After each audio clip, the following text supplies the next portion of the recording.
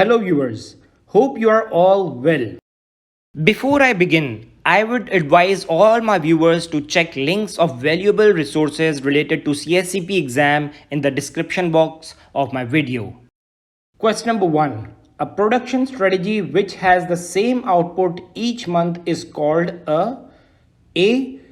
Chase strategy, B. Level strategy, C. Hybrid strategy, D. Random strategy. The correct answer is B. A level strategy provides a production plan with a level output for each month of the plan. Companies with large capital facilities will utilize a level strategy. Question number 2. Which of the following is not part of the sales and operations planning process? A. Data gathering, B. Forecasting, C. Capacity planning, D. Master scheduling. The correct answer is D. The first three answers are part of the sales and operations planning process. The fourth step is to have a pre-executive sales and operations planning meeting to set the agenda for the executive meeting. Question number 3. The zone in which materials are committed to specific orders is known as the A. Liquid zone, B. Slushy zone, C. Frozen zone, D. Order zone. The correct answer is C. The frozen zone is frozen because resources including materials have been committed to specific orders. Changing the orders within this zone would cause significant financial costs. Question number 4. To minimize the amount of inventory, the optimal order replenishment policy is A. Fixed order quantity, B. Period of supply, C. Economic order quantity, D. Lot for lot.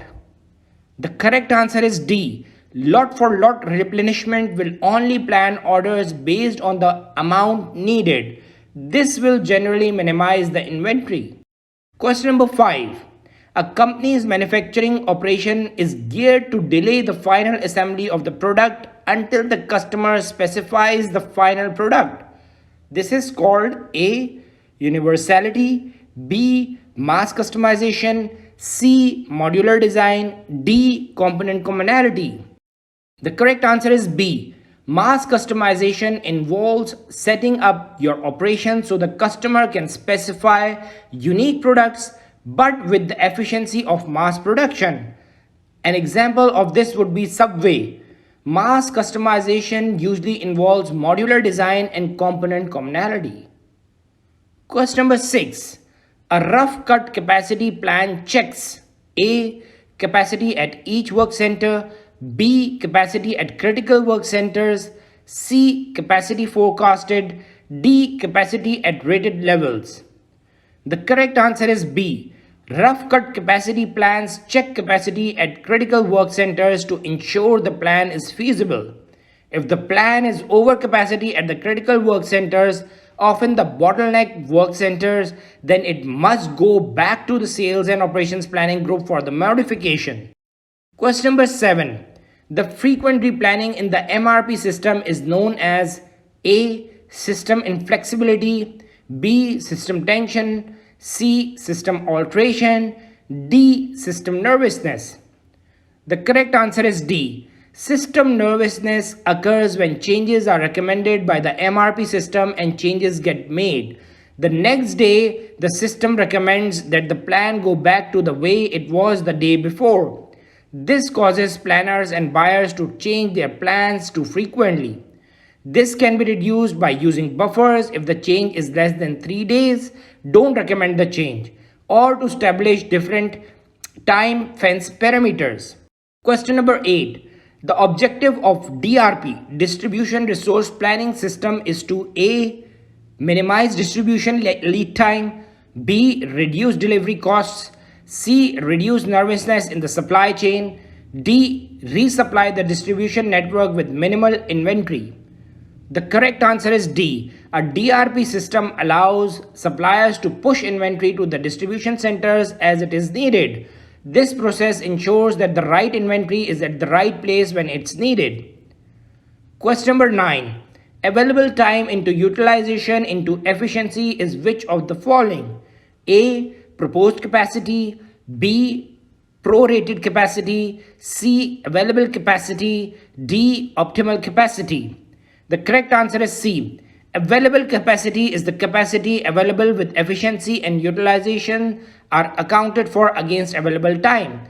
For example, if there are 40 hours available and the efficiency is 0.80 and the utilization is 0.80, then available capacity would be 40 into 0.80 into 0.80 or 25.6 hours.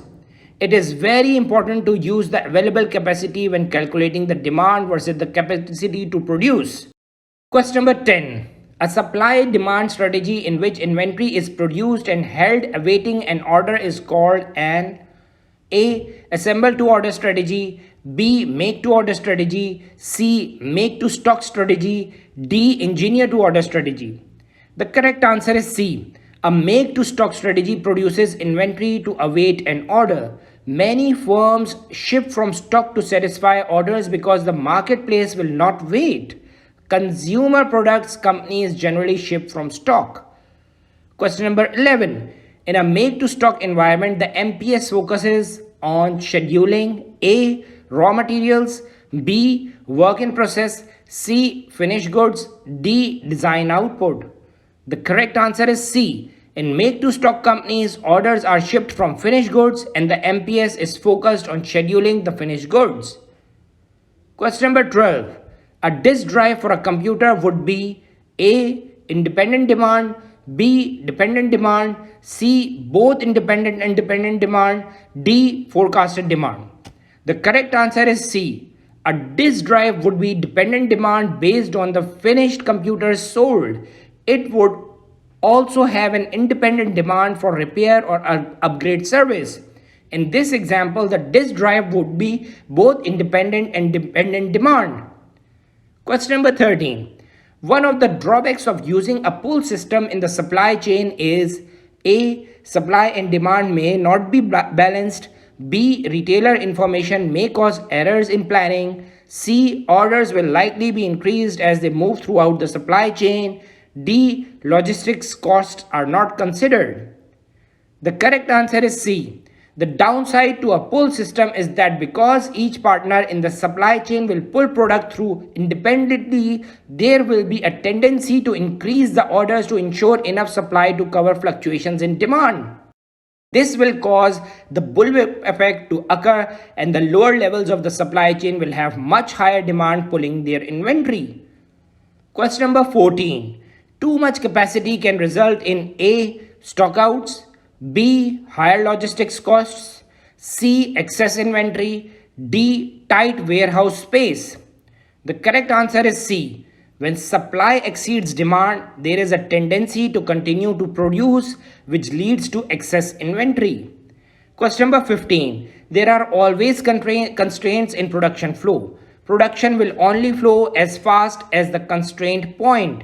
In order to deal with the constraint, it is best to A. Have inventory in queue before the constraint, B. Move parts to the constraint point as fast as possible, C. Have no inventory in queue before the constraint, D. Eliminate paperwork orders which can hamper manufacturing time. The correct answer is A. When there is a constraint on the manufacturing floor, the production flow will only go as fast as the constraint. Therefore, it is important that a time buffer in the form of inventory in queue be maintained so the constraint point will not run out of work.